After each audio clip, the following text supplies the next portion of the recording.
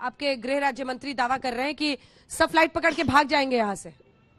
नहीं तो यहाँ रहेगा क्या? यहाँ तो भाजपा ही आना है, तो यहाँ ये करेंगे क्या? इनको फिर अगली जगह जाना है जहाँ पोस्टर बैनर लेके फिर से चपकाना है, चपका के लोगों को झूठ बोलना है, गुमराह करना है। और तो बीजेपी सरकार के जितने मंत्री आए हुए हैं वो लोग भी तो वापस जाएंगे, यही रह जाएंगे? नहीं जाएंगे। हम तो प्रचार अभियान जब कल ही समाप्त होगा, हाँ। प्रचार के बाद तो हमें जाना ही है, लेकिन प्रचार करने हम कटा लिया आप लोगों ने? जी आज टिकट कटा लिया कल का? नहीं, वो तो जो जाने की व्यवस्था सब हो जाएगी अंजना जी, उसकी तो कोई दिक्कत नहीं। तो लेकिन सब ना जो बाहर से आए हैं प्रचार के लिए, चाहे आपकी पार्टी के हो, कांग्रेस के हो, आम आदमी पार्टी के, जाएंगे सब? नहीं हाँ। इन्होंने एक दूसरी बात कही है, आप उसको दूसरे प्रचार से जोड़ रहे हैं। मैं ये कह रहा हूँ कि जिस मंशा से वो आए थे यहाँ पर, उसको गुजरात की जनता ने खारिज कर दिया है और इनको टिकट पकड़ा दी कि फिर इसके बाद यहाँ पर आकर झूठ बोलना और लोगों को गुमराह करना वो बंद करें। और यही नहीं, देश भर में भी जहां जहां आप जा रहे हैं वहां से भी वो इस तरह की आप हरकतें बंद कर दें। जनता बहुत समझदार है, किसी भी तरह के गुमराह में नहीं। जीत को लेकर बीजेपी सुपर कॉन्फिडेंट है। और मोरबी के मुद्दे पर भी जब मैंने गृह राज्य मंत्री से सवाल किया, उन्होंने कहा कि एफआईआर में लिखा हुआ है कि जिनको काम दिया हुआ है हम उस पर जांच कर रहे हैं, हम इंसाफ करेंगे। देखिए अंजना जी, 40 दिन हो गए मोरबी कांड को, उसके बाद एफएसएल रिपोर्ट आया और क्लियर कट कहा गया कि जिस कंपनी को ये कॉन्ट्रैक्ट दिया था उस कॉन्ट्रैक्ट में लिखा गया था कि ये ब्रिज को रिफर्बिश मतलब डिसमेंटल करके उसको नया करना है, वो उन्होंने नहीं किया।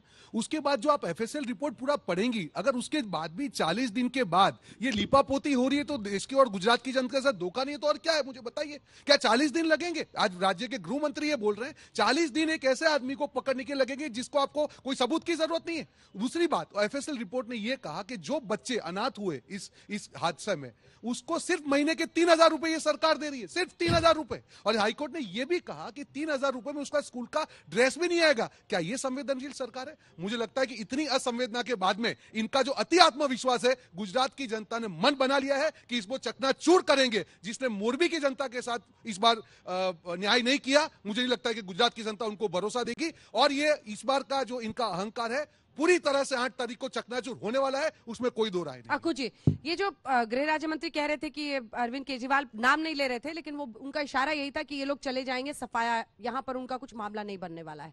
इस पर आपकी राय? और क्या वाकई बाइपोलर इलेक्शन रह जाएगा गुजरात का, या वाकई ट्रायंगुलर कॉन्टेस्ट बनाने में अरविंद केजरीवाल कामयाब होंगे, चाहे वो सरकार बनाने की पोजीशन में आए ना आए? देखिए, जहां तक दूसरी बात से आपकी शुरुआत करूंगा, अरविंद केजरीवाल ने एक फाइट दी है, इसमें कोई दो राय नहीं है। और अरविंद केजरीवाल ने चीज़ों को दूसरे तरीके से समझने के लिए भाजपा को मजबूर किया है, ये भी सही है।